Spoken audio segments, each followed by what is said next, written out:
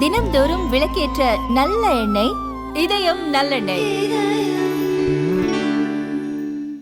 நாடு மற்றும் மக்களின் நலனை பாதுகாக்கும் இந்த கடுமையான சூழ்நிலைக்கு சுமூகமான தீர்வு காண அரசு மற்றும் நீதிமன்றங்கள் முன்முயற்சி எடுத்து தங்களது பொறுப்பை நிறைவேற்ற வேண்டும். சிஜேபி முன்னெடுத்து வரும் இந்த போராட்டத்தை அரசியல் கட்சிகள் தங்களது குறுகிய அரசியல் லாபத்திற்காக அரசியல் மயமாக்கி தெருக்களிலிருந்து நாடாளுமன்றம் வரை மோதல்களும் வன்முறைகளும் ஏற்படுமாறு செய்வது முற்றிலும் நியாயமற்றது என்று பகுஜன் சமாஜ் கட்சித் தலைவர் மாயாவதி தெரிவித்துள்ளார்.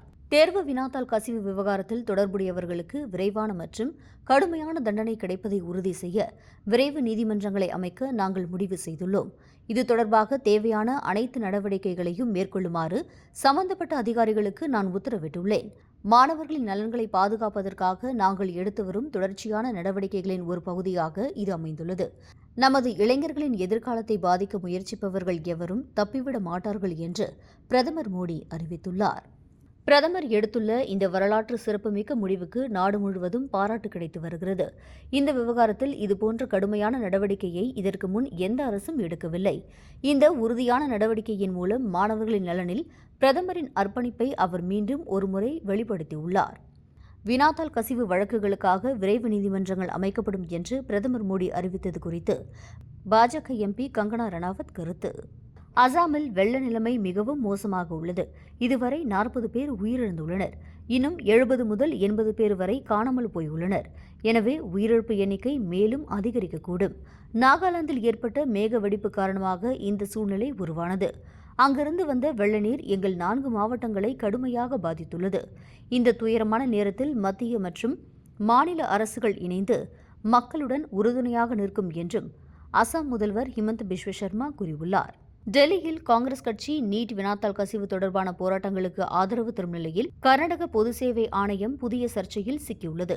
கேபிஎஸ்சியின் முன்னாள் தலைவர் சிவசங்கரப்பா சஹுகார் இடைநீக்கம் செய்யப்பட்ட சில நாட்களிலேயே 400 கால்நடை மருத்துவ அலுவலர்கள் நியமனத்தில் மிகப்பெரிய முறைகேடுகள் நடைபெற்றதாக 50க்கும் மேற்பட்ட தேர்வர்கள் குற்றச்சாட்டு எழுப்பியுள்ளனர். நேற்று ஜந்தர் மந்தர் பகுதியில் பணியில் இருந்தபோது காவலர்களில் ஒருவரை கூட்டத்தினர் சுற்றி வளைத்து தாக்கினர். அவரது தலையிலிருந்து ரத்தம் வடிந்து கொண்டிருந்தது. அவரை காப்பாற்ற நான் தலையிட்டேன். கூட்டம் மிகவும் பெரியதாக இருந்தது.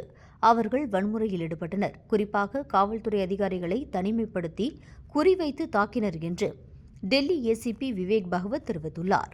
நீட் வினாத்தாள் கசிவு விவகாரத்திற்கு பிறகு உயிரிழந்த மாணவர்களையும் தற்கொலைக்கு தள்ளப்பட்ட குழந்தைகளையும் நினைவுகூரும் வகையில் மக்களவை எதிர்க்கட்சித் தலைவர் ராகுல் காந்தி உட்பட எதிர்க்கட்சியைச் சேர்ந்த எம்பிக்கள் மகாத்மா காந்தியின் நினைவகத்திற்கு செல்ல முயன்றபோது காவலர்களால் தடுத்து நிறுத்தப்பட்டனர்.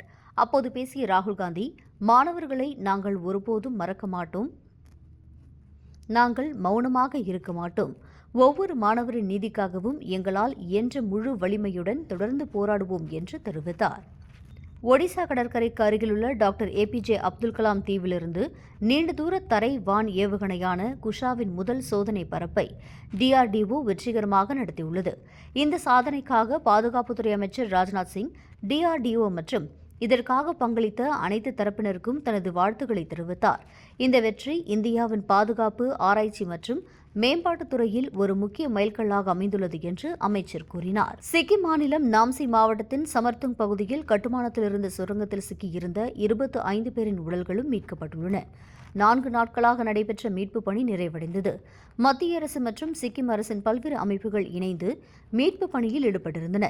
இந்த சம்பவத்திற்கான காரணங்களை கண்டறிய 4 உறுப்பினர்களை கொண்ட விசாரணைக் குழுவை சிக்கிம் அரசு அமைத்துள்ளது. அந்த குழு 15 நாட்களுக்குள் தனது அறிக்கையை சமர்ப்பிக்க உத்தரவிடப்பட்டுள்ளது.